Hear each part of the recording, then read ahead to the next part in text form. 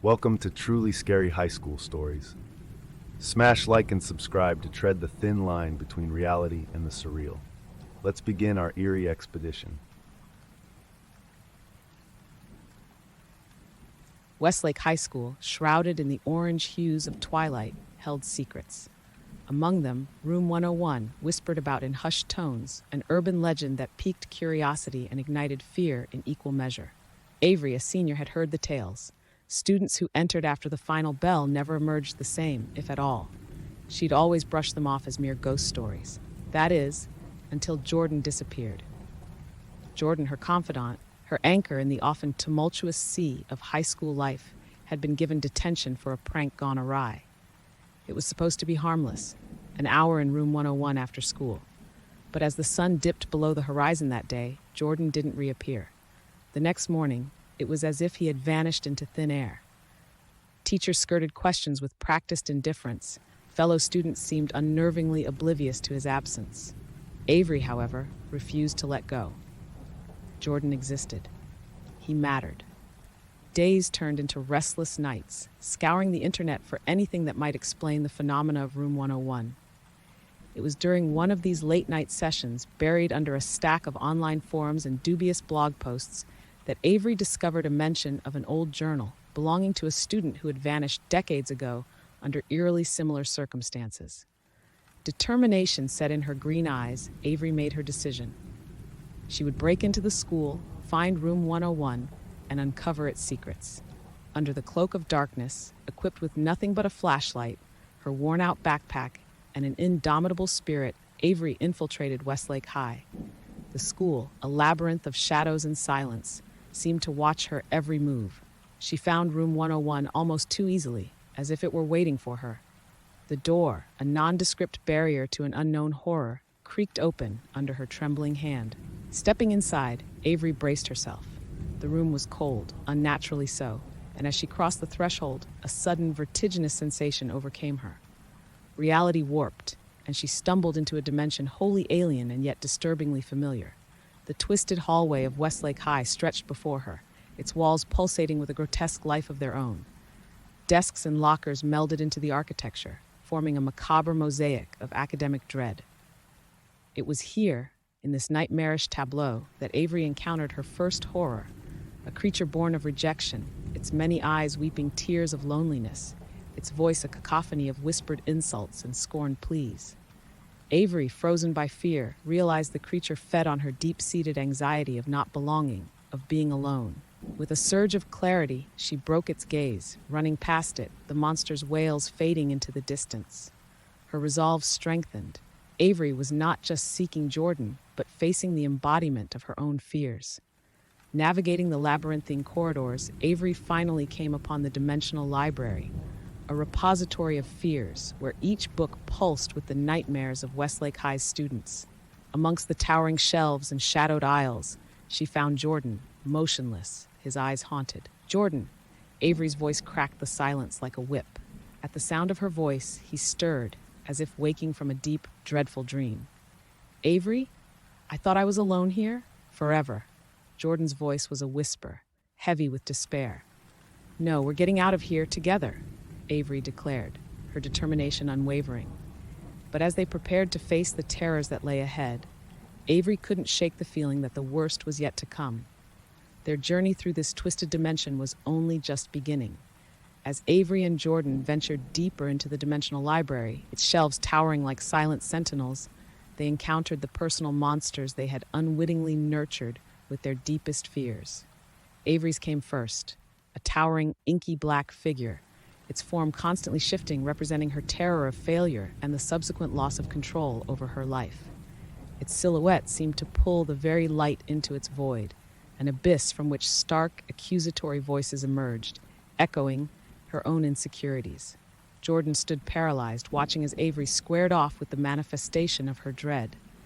The air thickened, charged with a tangible fear, yet Avery did not falter.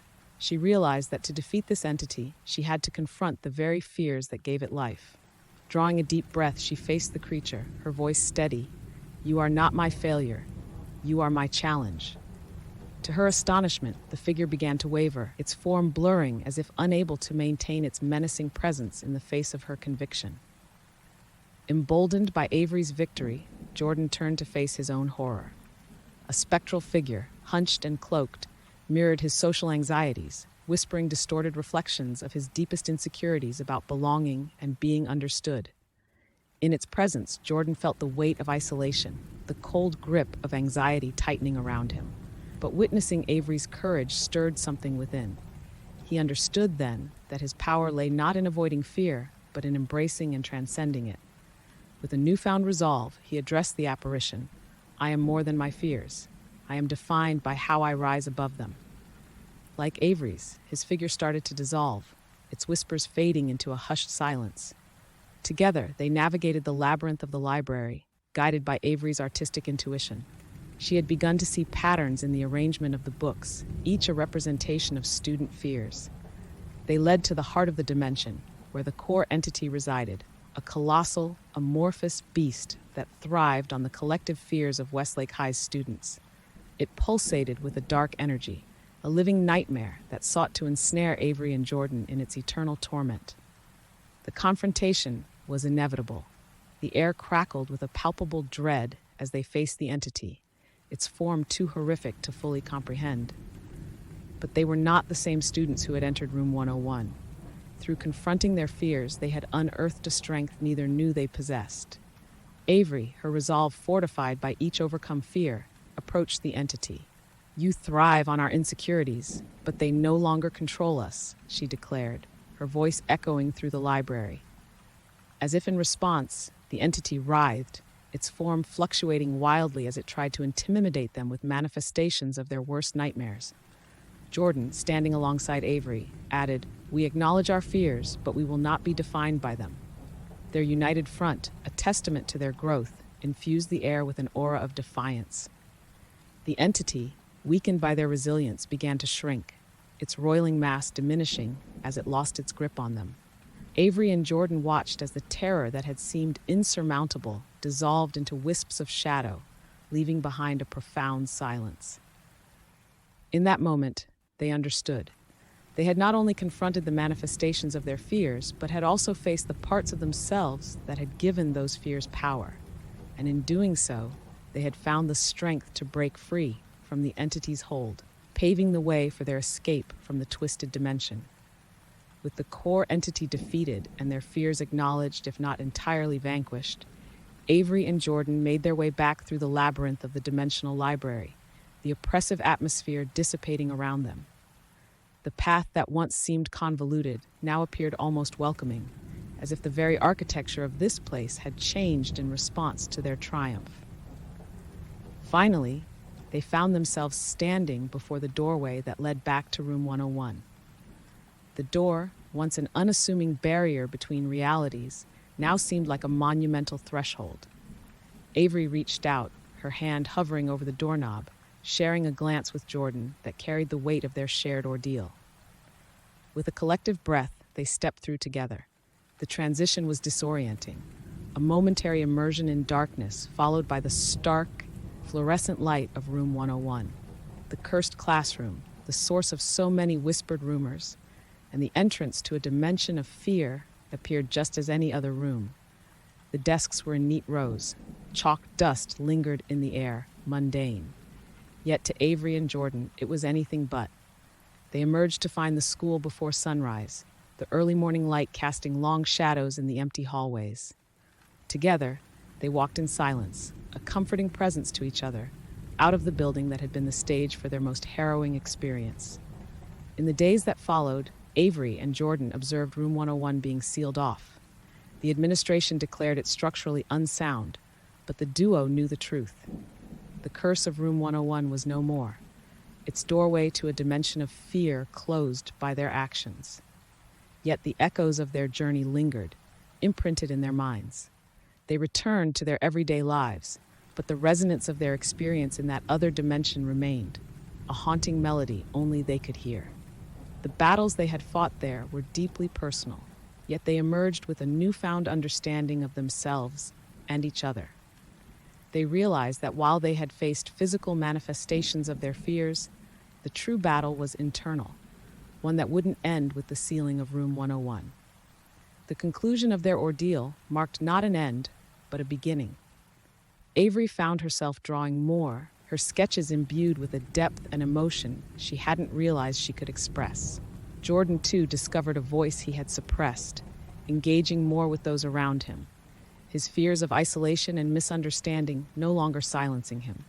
Their friendship, strengthened by adversity, became a beacon for both, a reminder that genuine connections could weather any storm. And so, as they walked the halls of Westlake High, they carried with them the lessons of Room 101. Facing one's fears was not a battle to be won, but a journey to be undertaken, one step at a time. And in that journey, they had each other, a constant in a world transformed by their encounter with the unimaginable. The legacy of Room 101 remained, a chapter in the history of Westlake High, shrouded in mystery and speculation. But for Avery and Jordan, it was a testament to their journey through fear, a journey that had brought them back not just to the place where it all began, but to themselves. Mark had never particularly stood out in high school, a fact that came with its pros and cons. On one hand, it meant no unwanted attention from bullies or teachers. On the other, it felt like living in a bubble, invisible to nearly everyone. Friends were few, and his social life hovered between barely there and non-existent. This ordinary life, however, was about to take an extraordinary turn. One chilly October day, as Mark rummaged through his locker between classes, he found an elegantly written, anonymous note tucked between his textbooks. "The shadows seek your presence. Tonight, midnight, at the Old Oak. Prove yourself." The note was cryptic, stirring a mix of excitement and apprehension. Mark recognized the shadows as an urban legend around school, a secret society rumored to grant power and popularity to those who dared to join. He had always dismissed such stories as fabrications, but curiosity and a yearning for change nudged him towards acceptance. Under the cloak of night, guided by the thrilling prospect of breaking from his mundane existence, Mark found himself standing before the gnarled branches of the old oak. The darkness was thick, save for a few shards of moonlight that pierced through the leafy canopy. Then from the shadows emerged a figure, wearing a mask that seemed to absorb the light around it. "Mark, welcome. Your task is simple. Within the school, in locker 214, you'll find a pack of truth serum. Slip it into the drink of Mr. Green, our algebra teacher, notorious for his ruthless grading. Do this, and you're in." Faced with this questionable task, Mark's initial excitement waned, replaced by a knot of unease. Yet the allure of finally being someone in the high school hierarchy pushed his doubts aside. The next day, with a mix of guilt and adrenaline, Mark completed the task, watching from a distance as Mr. Green's behavior turned inexplicably honest, much to the amusement and then discomfort of the class. The incident rocketed Mark into a spotlight he had never known, with whispers of his name echoing in hallways that had once seemed indifferent to his existence. The shadows had kept their word, and Mark reveled in this newfound attention, albeit with a lingering sense of unease about the methods employed. It wasn't long before the second note arrived, its contents shadowed with a far darker task. "Congrats on your first triumph. Now, prove your loyalty. Jenna Harrison thinks she's above us with her scholarship talks. Tomorrow, her locker will contain proof of her cheating on last week's exam. Make sure it finds its way to the principal's hands." Mark's heart sank. Jenna was a classmate he'd admired from afar, known for her relentless work ethic and kindness. Sabotaging her future was a price too steep for popularity. Standing in the bustling cafeteria, a battleground of teenage hierarchies, he held the envelope containing Jenna's supposed cheating evidence. His conscience screamed in protest. This wasn't him. This wasn't right. In that moment, Mark realized the true nature of the shadows. Not a gateway to friendship and recognition, but a path built on deceit and manipulation. With every eye seemingly watching, Mark tore the envelope into tiny pieces, letting them scatter to the floor, a silent rebellion against the seductive, sinister grip of the shadows. This act of defiance was his first true step towards finding his place in the world, not through the shadows of deceit, but in the light of integrity and courage. After Mark's public rebellion against the task given to him by the shadows, the atmosphere around him shifted dramatically. Whispers followed him like shadows, but among the voices of speculation, there was a distinct tone of respect that hadn't been there before. It was during this tumultuous time that Luke, a senior and a star athlete Mark had always admired from a distance, approached him. In the dimly lit gym, amid the smell of sweat and the distant sound of bouncing basketballs, Luke revealed his own dark history with the shadows. The silver necklace he twisted in his fingers as he spoke became a symbol of his vulnerability. "I was in too deep before I realized the cost," Luke confessed, his voice a blend of regret and urgency. "It's not just about completing tasks. It's about control, power. But you stood up to them, Mark. That's something I never had the courage to do." As Mark listened, a resolve solidified within him, a determination not just to distance himself from the shadows, but to dismantle it. He was no longer alone in his fight. Sarah, the school's top investigative journalist, and someone Mark had known only through her byline, joined them shortly after. With her keen eye for the truth and Luke's insider knowledge, they formed an unlikely alliance.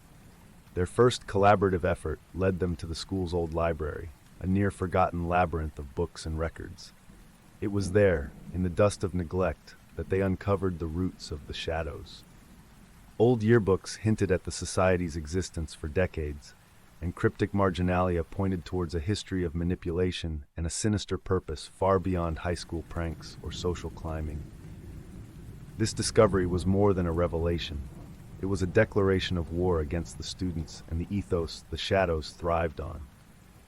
But their growing sense of righteousness and unity was met with an equal force of retaliation. It wasn't long before Mark became the subject of a dangerous task himself, turned from player to pawn in the society's cruel game. The task, delivered by an unmarked, ominous letter, was clear. Walk away from Sarah and Luke, abandon your crusade, or face dire consequences. Instead of deterring him, the threat only fueled Mark's resolve. It was a stark reminder of what was at stake. Not just their futures, but the safety and integrity of the entire student body. Their perseverance led to an inevitable confrontation. Hidden in plain sight, the operational heart of the shadows was a room known only to its members, located beneath the school's oldest building. It was here that Mark, Luke, and Sarah faced the society's leaders in a tense, clandestine meeting.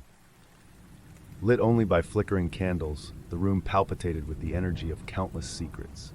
Armed with evidence of the society's historical malpractices and a voice recorder hidden in Mark's sleeve, they demanded an end to the manipulations and threats. The leaders, masked and cloaked, responded with laughter, underestimating the trio's determination and the extent of their knowledge. It was a standoff not of physical strength, but of moral wills.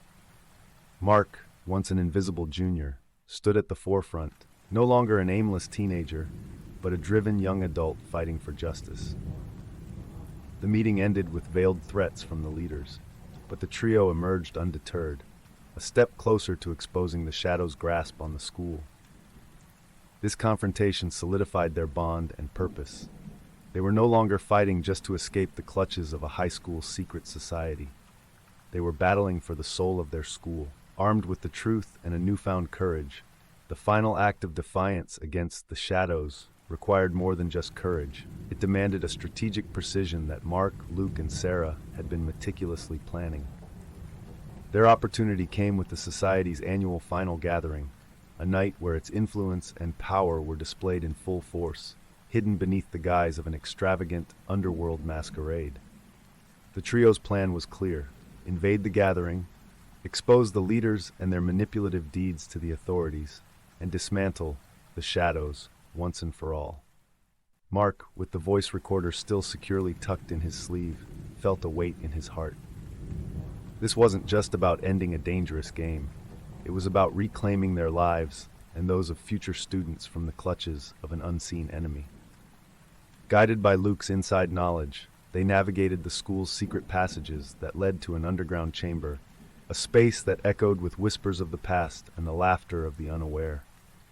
As they stepped into the chamber, hidden among the crowd of masked attendees, the air thickened with anticipation and the imminent sense of a story reaching its climax.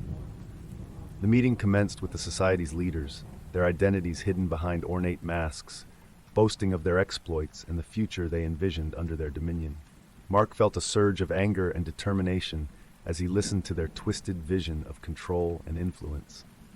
It was then, amidst the echoing cheers, that Mark, Sarah, and Luke made their move. With a signal from Mark, the lights suddenly dimmed, casting the room into a momentary darkness. When they flickered back to life, the trio stood unmasked at the center of the chamber, the evidence of the society's misdeeds playing aloud for all to hear. The leaders, caught in the act, were revealed as prominent figures of the school's staff and senior students, their identities exposed to the police waiting just outside the chamber. The fallout was immediate and far-reaching. The Shadows was disbanded, its members facing varying degrees of retribution for their involvement. The school underwent a transformation in the weeks that followed, with new policies and a collective vow to ensure such a society could never take root again. In the quiet aftermath, as the school courtyard began to fill with the sounds of a normal day, Mark, Luke, and Sarah took a moment to reflect on their journey. They had come out of this battle not just as survivors, but as victors, their bonds strengthened by the trials they had faced together. The scars they bore were real, but so was the sense of accomplishment and the knowledge that they had made a difference. As they walked together through the hallways, once a battleground of their fight, they wore their scars as badges of honor. The whispers that followed them now spoke not just of their courage, but of the change they had brought about. Their final act had not only shattered the grip of the Shadows, but had also illuminated the corridors of their school with the light of truth and integrity. Mark, once an invisible junior longing for recognition, had found his place not in the adulation of his peers, but in the respect and camaraderie of true friends. As they stepped out into the daylight, leaving behind the dark halls of their past, they faced the future with a sense of hope and a conviction that together they could face anything. The end of the Shadows marked not just the close of a dark chapter, but the beginning of a new narrative, one where the real power lay not in secrecy and manipulation, but in the strength of unity and the courage to stand up for what is right. In the dim glow of his digital alarm clock, Nathaniel lay awake, the numbers 332 staring back at him like a cryptic omen. The hum of silence enveloped his room, a stark contrast to the tumultuous day that lay ahead. High school, with its labyrinthine social hierarchies and relentless academic pressures, was a battleground he navigated daily, armed with nothing but his wits and a sharp pen. As editor of the school newspaper, Nathaniel had earned a reputation for his incisive editorials and unwavering pursuit of the truth. But nothing in his journalistic endeavors had prepared him for the enigma that was about to unfold. As the clock blinked to 3:33, his phone buzzed, shattering the nocturnal peace. A message from an unknown number awaited him, its content a simple URL accompanied by a cryptic note. Watch closely. Today will unfold as never before. Skepticism was Nathaniel's default stance, honed through years of debunking schoolyard rumors and challenging the administration's opaque decisions. Yet, curiosity, that indomitable force, propelled him out of bed and towards his computer. The link led to a grainy, amateurish broadcast predicting a peculiar incident, a minor yet specific mishap involving the school cafeteria's infamous meatloaf and the unfortunate mishap of the school quarterback. Nathaniel chuckled. It was probably a prank, he thought, but as he walked the hallowed halls of Willow High later that day, he couldn't shake off a deep-seated sense of foreboding. In the cacophony of the school cafeteria, Nathaniel found himself inexplicably drawn to the scene described in the broadcast. There, amidst the clatter of trays and the din of adolescent chatter, the prediction unfolded with uncanny precision. The school quarterback, in all his boisterous glory, slipped on an errant piece of meatloaf, flinging his tray into the air and sending its contents crashing down in a spectacle of juvenile hilarity and second-hand embarrassment. The incident, trivial to an outsider, struck a chord with Nathaniel. It was a stark reminder of the fragile veneer of control that governed their lives. If such a mundane event could be predicted with such accuracy, what else lay within the realm of possibility? Fueled by a blend of intrigue and skepticism, Nathaniel enlisted the help of his closest allies. Leia, with her tech-savvy prowess and penchant for hacking, was the first to join his quest. Together, they pored over the digital breadcrumbs leading back to the mysterious broadcast, deciphering encryption and tracing IP addresses in the dimly lit expanse of the school library. Their investigation uncovered a pattern linking these broadcasts to a clandestine group of elite students known for their influence and affluence.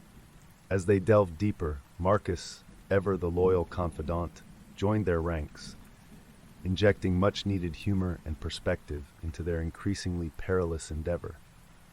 Together, they formed an unlikely trio, bound by a shared commitment to unearth the truth behind the broadcasts, unaware of the shadows that loomed just beyond the periphery of their understanding.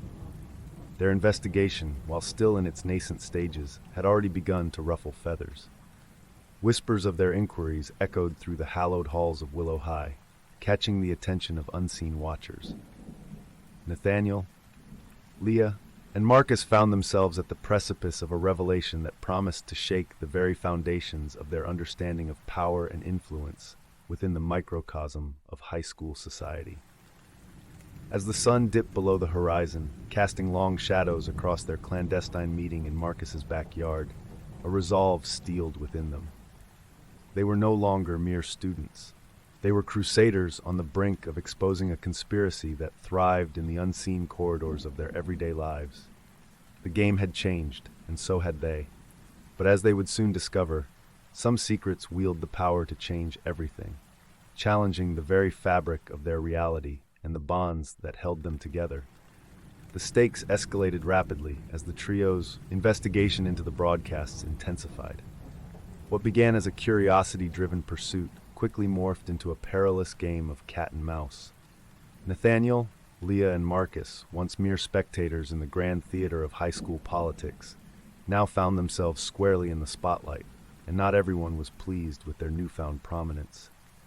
One evening, as they gathered around Marcus's backyard fire pit, their phones simultaneously buzzed with the ominous chime of an incoming message. It was another broadcast, but this one was different, painfully personal. Nathaniel's secret anxieties about his future, Leia's hidden struggles with her self-identity, and even Marcus's fears for his sister's health were laid bare in a cruel twist of voyeuristic exhibitionism.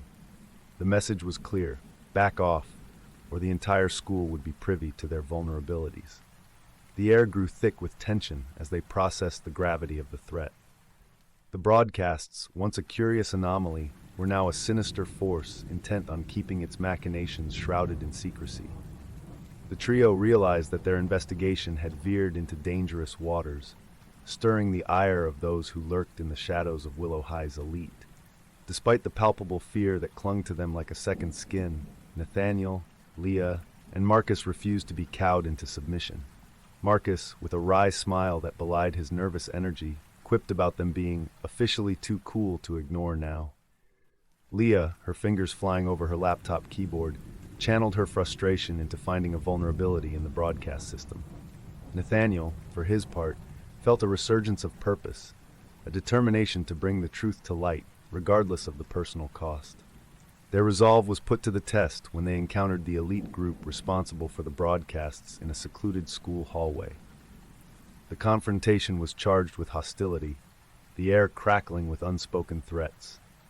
Nathaniel stood his ground, his voice steady despite the adrenaline coursing through his veins, as he demanded an end to the manipulative broadcasts. But the elite students, accustomed to wielding power without consequence, merely sneered, tossing vague threats and warnings like grenades designed to intimidate and scatter. Undeterred, Nathaniel, Leah, and Marcus doubled down on their efforts to hack into the broadcasting system. Leah's bedroom served as their command center, a labyrinth of cables and screens casting a neon glow over their determined faces. It was here, in this haven of technology and teenage rebellion, that they made a breakthrough. Leah, with a triumphant whoop, announced she had found a backdoor into the broadcast system, an exploit they could use to turn the tables on their tormentors. As they prepared to execute their counterstrike, the weight of their actions pressed down on them. They were about to expose the dark underbelly of their school's social hierarchy, to shine a light on the manipulations and machinations that thrived in secrecy. It was a moment of profound realization. They were no longer playing a game.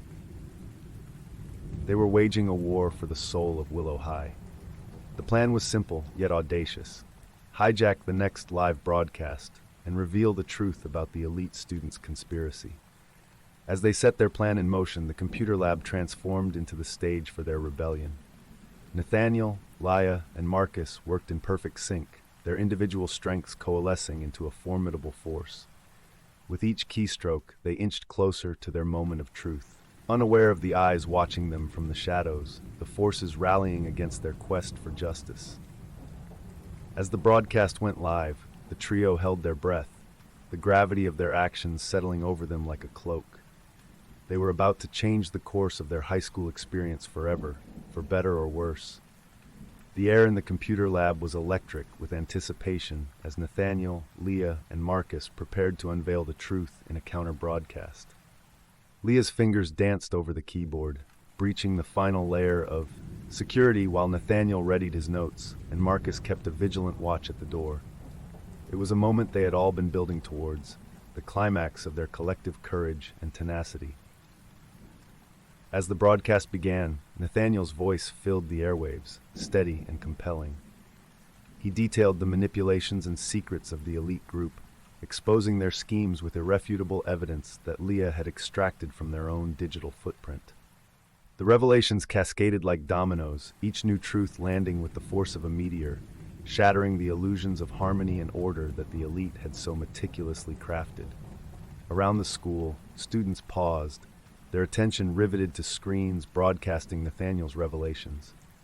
The elite group, caught unawares, scrambled to contain the fallout, but their secrets were too far flung, their control irrevocably compromised. As Marcus broadcasted the reactions live, the wave of accountability was palpable, washing over the school with a cleansing fury. The aftermath was a maelstrom of emotions and reactions. The elite students faced a reckoning from their peers and the administration, their influence waning like a twilight shadow. Nathaniel, Leah, and Marcus, meanwhile, navigated the complex waters of their newfound status. They were hailed as heroes by many, but the victory was bittersweet. The trio had exposed not only the corruption within their school, but also the vulnerabilities within themselves, laying bare their secrets for all to see. In the days that followed, the school auditorium became the venue for a series of confrontations and confessions. Nathaniel, Leah, and Marcus stood at the forefront, their unity unbroken, even as they dealt with the personal repercussions of their actions. They had not emerged unscathed, but their resolve had only been strengthened by the trials they had endured. The broadcasts came to a stop, the network of manipulation dismantled. A sense of normalcy began to return to Willow High, though the scars of the incident remained.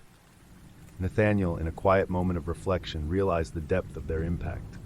They had challenged the status quo, advocating for truth and integrity over deceit and control. Their actions had sparked a transformation within the school, fostering a community that valued transparency and accountability.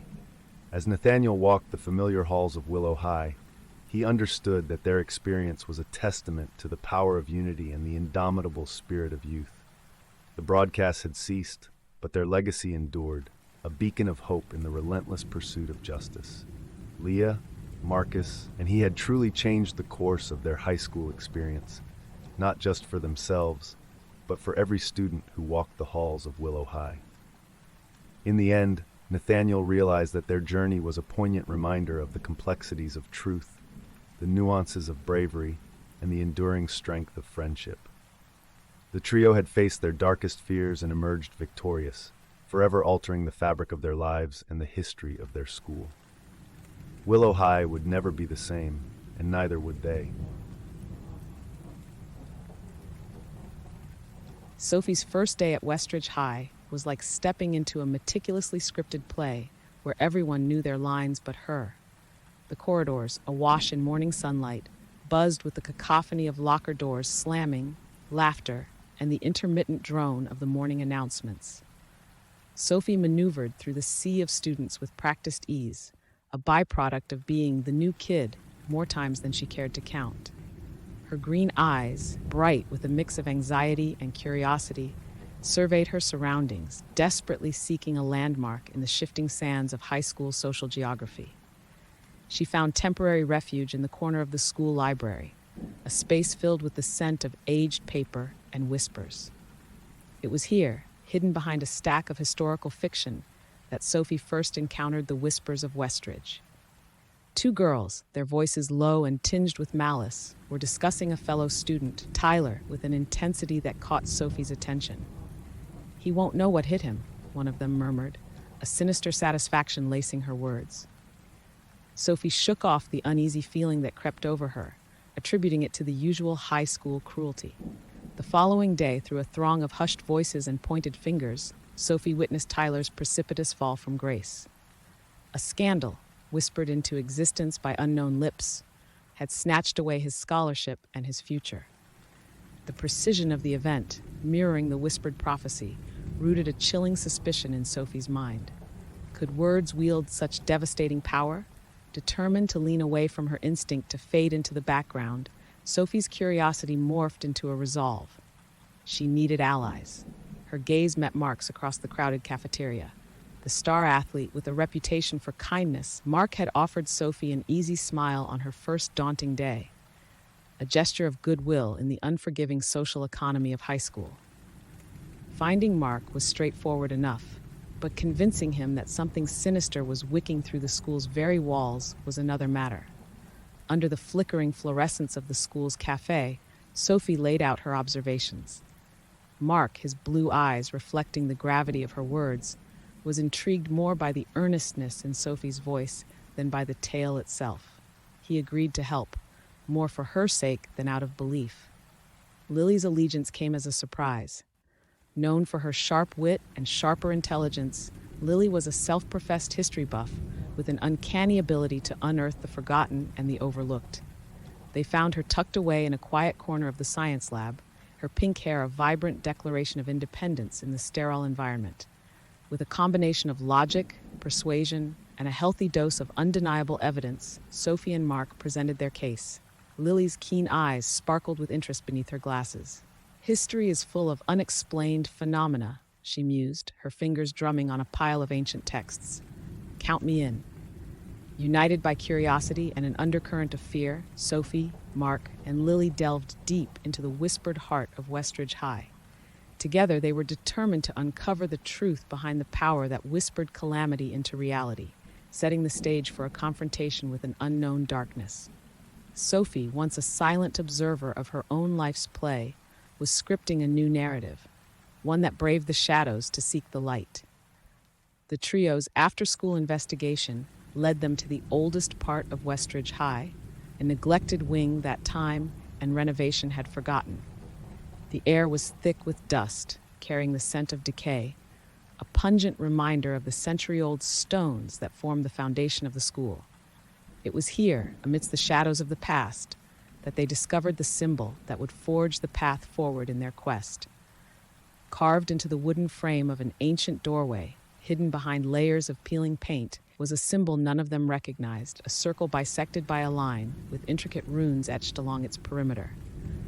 Mark brushed away the dust, revealing the detailed carvings. Lily's excitement was palpable as she delved into her backpack, retrieving a dog-eared book on ancient symbols. Flipping through the pages with an urgency fueled by the thrill of the hunt, she stopped abruptly, her finger pointing at a matching illustration.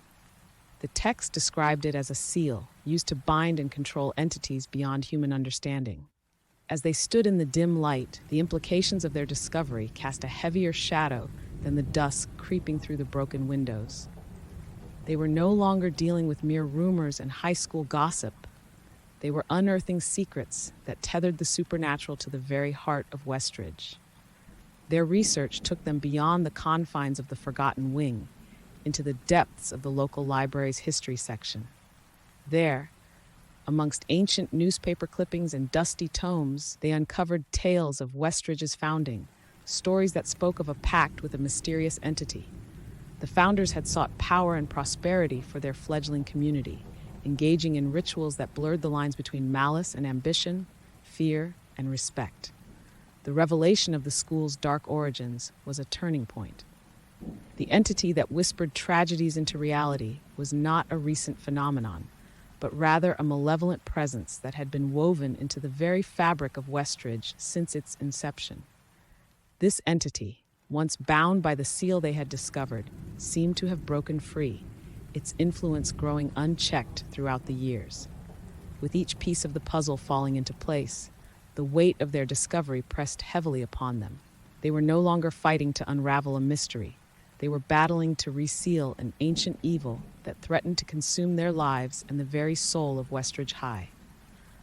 Armed with knowledge and a growing sense of urgency, Sophie, Mark, and Lily prepared for the confrontation ahead.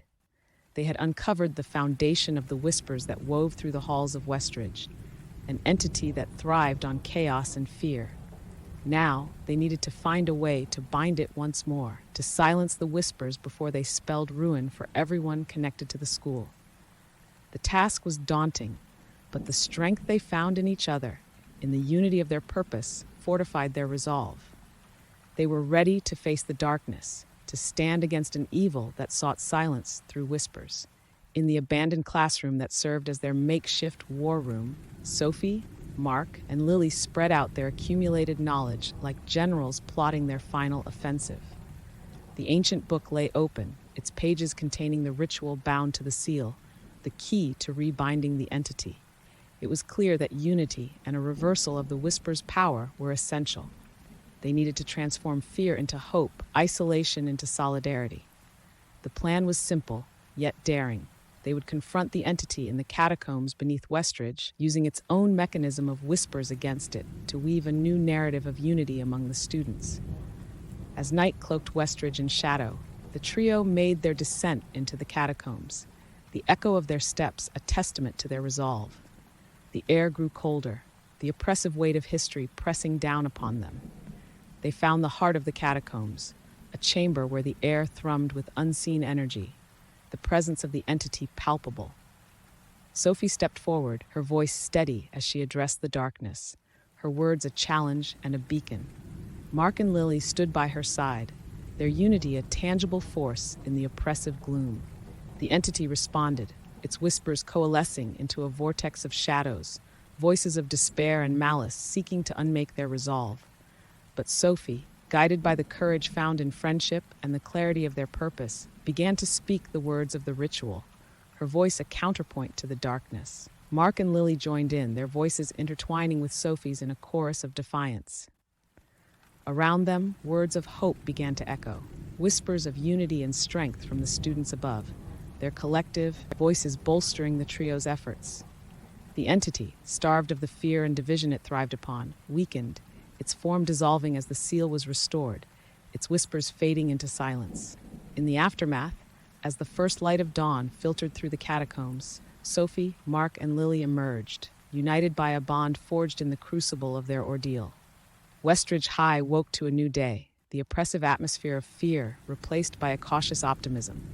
The whispers had ceased, their power broken by the courage of 3 students who dared to confront the darkness. The school slowly healed, the student body drawing closer, mindful of the power their words held.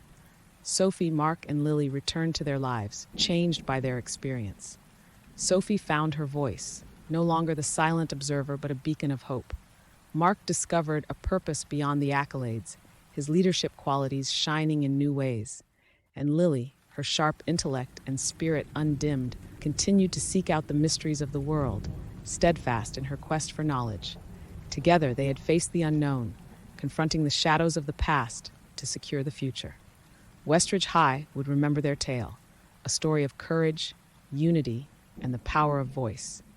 The whispers of Westridge, once a source of fear, now spoke of hope, a testament to the strength found in standing together against the darkness.